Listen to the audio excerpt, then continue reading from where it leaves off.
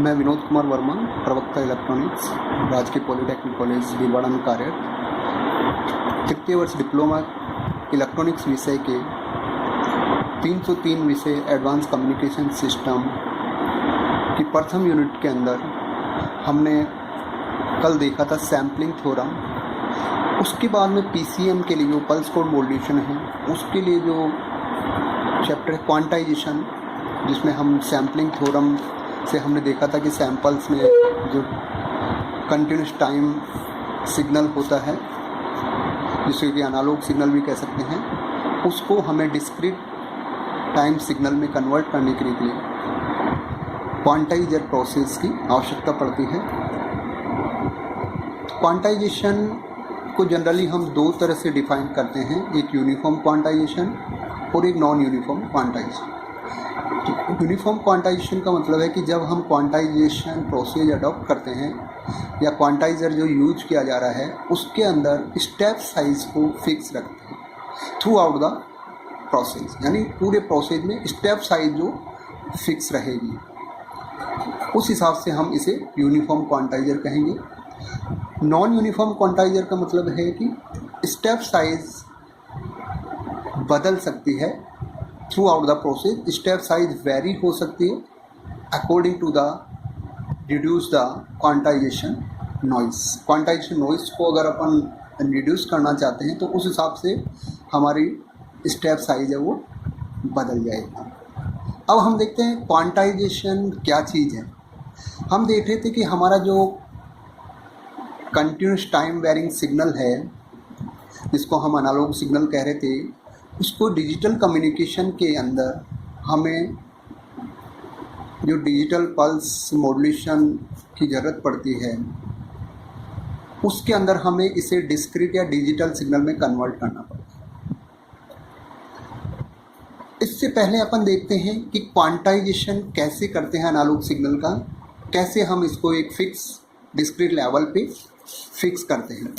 तो यहाँ पे मैं एक प्रोसेस बता रहा हूँ क्वांटाइजेशन का। इसके अंदर हमारा एनालॉग सिग्नल दिया हुआ है, ये एनालॉग सिग्नल है। उस सिग्नल को के एम्पलीट्यूड की मैक्सिमम रेंज, जो फुल एम्पलीट्यूड है पॉजिटिव से लेके नेगेटिव एम्पलीट्यूड तक, इसको हम फिक्स क्वांटाइजर लेवल्स में कन्वर्ट करते हैं। अब क्वांटाइजेशन लेवल कितने होने चाहिए, ये हमारी बैंडविड्थ की बिट रेट पे डिपेंड करेगा। बैंडविड्थ हमें ज़्यादा है या कम है, उस हिसाब से हम चैनल की बिट्स को डिसाइड करते हैं। यानी कहने का मतलब है कि बिट्स हमारे चैनल की बैंडविड्थ को डिसाइड करता है। तो अगर हमें मान लो स्मॉल एन बिट्स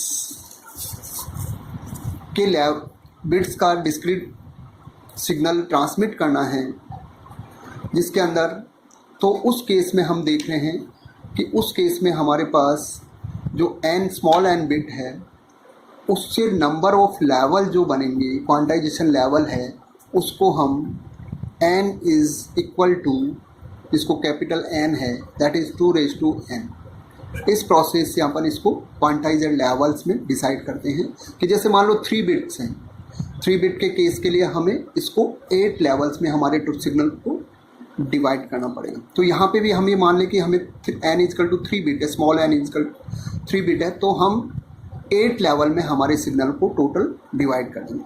तो यहाँ हमने इस पूरे सिग्नल की रेंज को 8 लेवल्स में डिसाइड कर लिया है, और इसको Q0, जहाँ मिड इन दोनों लेवल्स के बीच का जो वैल्यू है उसको हमने Q0 से डिफाइन किया है।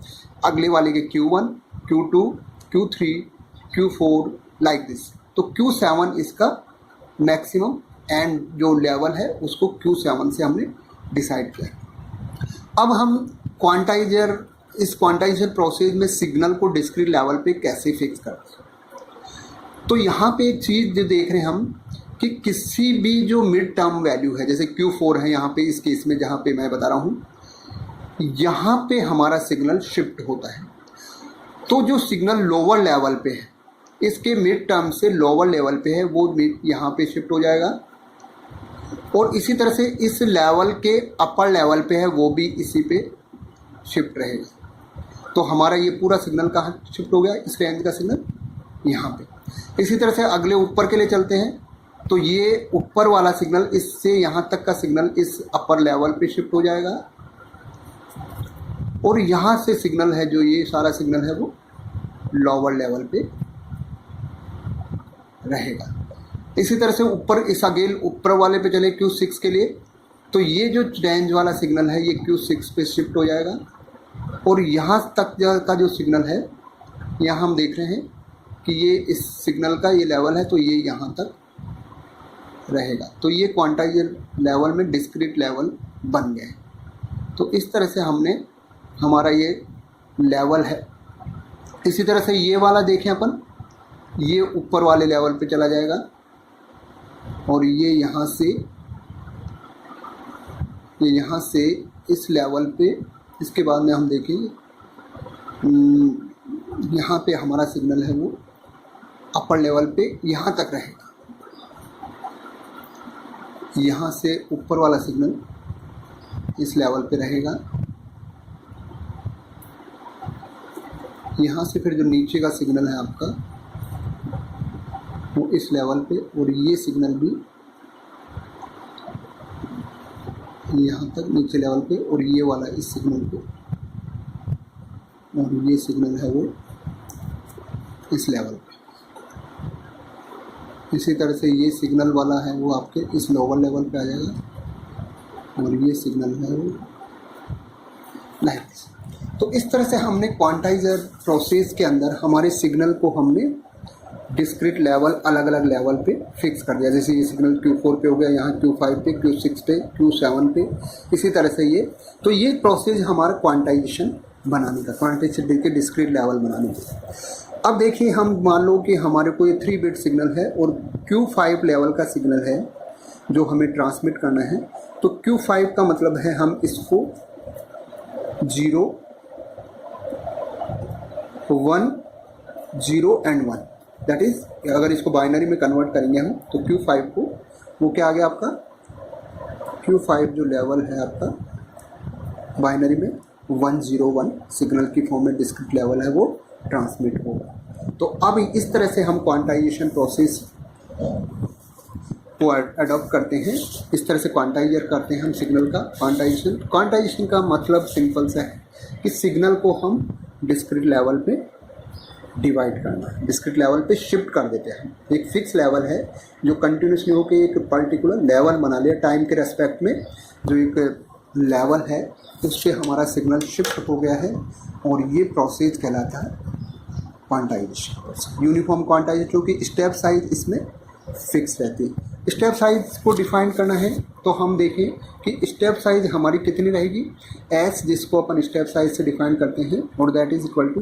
Total amplitude range upon levels of quantizer. कितने लेवल में हमने क्वांटाइजर बनाया है उस हिसाब से उसकी स्टेप साइज देख सकते हैं।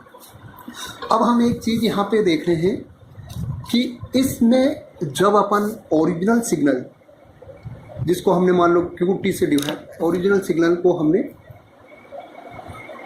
CT से डिफाइन किया है, और जो डिस्क्रीट लेवल सिग्नल है उसको हम मान लो QT से हम डिफाइन करते हैं। तो अब देखें किसी इंस्टेंट पे दोनों सिग्नल में कितना अंतर आ रहा है, दोनों सिग्नल के एम्पलीट्यूड में कितना अंतर जनरेट हो रहा है। एक तो CT जो हमारा ओरिजिनल सिग्नल है, और हमने दूसरा जो क्वांटाइजेशन के बाद में जो डिस्क्रीट बनाया है सिग्नल उसको हमने QT से डिफाइन किया है। अब हम देखते हैं कि किस इंस्टेंट पे दोनों वैल्यू समान नहीं होती, क्योंकि कई बार अपन देख रहे हैं कि हमारा सिग्नल जो क्वांटाइजर सिग्नल वो लोअर लेवल पे शिफ्ट हो रहा है, और कई बार हमारा क्वांटाइजर सिग्नल है वो अपर लेवल पे शिफ्ट हो रहा है। तो इससे हम ये देख सकते हैं कि हमारा सिग्नल डिफरेंस, दोनों के बीच में जो सिग्नल डिफरेंस है जिसको हम एरर कह सकते हैं, क्वांटाइजेशन एरर कह सकते हैं अपन, वो मैक्सिमम S/2 के इक्विवेलेंट हो सकता है। तो सो एरर जो है या नॉइज़ क्वांटाइजेशन एरर वो मैक्सिमम हमारी S/2 से ज़्यादा नहीं हो सकता, मैक्सिमम एरर S/2 हो सकती है। तो ये हमारा एरर है जो कि हमने जब क्वांटाइजेशन में कन्वर्ट किया, डिस्क्रीट लेवल पे हमने सिग्नल को कन्वर्ट किया। अब हम देखें कि हम जो एरर है, मैक्सिमम एरर, इसको कैसे मिनिमाइज कर सकते हैं। इसके लिए हम ये देखें कि अगर हम क्वांटाइजर लेवल्स को बढ़ा दें, अगर हम नंबर ऑफ क्वांटाइजर लेवल को बढ़ा कैसे सकते हैं, अगर बिट ज़्यादा कर दें, नंबर ऑफ बिट्स 3 की जगह अगर अपन 4 कर देते हैं तो हमारे क्वांटाइजर लेवल टोटल 16 हो जाएंगे, 8 के बजाय 16। तो 16 होते ही हमारी जो पहले स्टेप साइज थी उसके बजाय अब हमारी स्टेप साइज S/2 हो जाएगी। S/2 होने से अब हमारी जो मैक्सिमम एरर है वो S/4 के बराबर। तो नंबर ऑफ क्वांटाइजर लेवल्स को अगर अपन इंक्रीज कर देते हैं तो एरर है वो रिड्यूस हो जाएगी। तो इस तरह से, बट यहाँ पे हमें नंबर ऑफ क्वांटाइजर लेवल इंक्रीज करने के लिए 3 बिट के बजाय 4 बिट का यूज करना पड़ेगा, और 4 बिट का यूज करेंगे तो हमारी बैंडविड्थ है वो भी इंक्रीज हो जाएगी, और बैंडविड्थ इंक्रीज हो जाएगी तो उससे हमारे चैनल की कॉस्ट है वो बढ़ जाएगी। तो इसलिए इस क्वांटाइजेशन प्रोसेस की कुछ लिमिट्स हैं जिसके अंदर हम अगर बिट साइज या नंबर ऑफ बिट्स को इंक्रीज करते हैं एरर को रिड्यूस करने के लिए तो वो चैनल की कॉस्ट को इंक्रीज कर देगा। तो इस चीज़ को रिमूव करने के लिए, इस प्रॉब्लम को समाप्त करने के लिए हम नॉन यूनिफॉर्म क्वांटाइजेशन का यूज करते हैं। नॉन यूनिफॉर्म क्वांटाइजेशन प्रोसेस के अंदर स्टेप साइज हमारी रिक्वायरमेंट के हिसाब से एरर को कम करते हुए चेंज हो जाती है। तो इस तरह से हमने आज यूनिफॉर्म क्वांटाइजेशन के बारे में हमने पढ़ा कि हम कैसे सिग्नल को डिस्क्रीट लेवल पे शिफ्ट करते हैं और उस पर्टिकुलर लेवल पे हम कैसे उसको बिट्स में कन्वर्ट करके और ट्रांसमिट करते हैं। Thank you.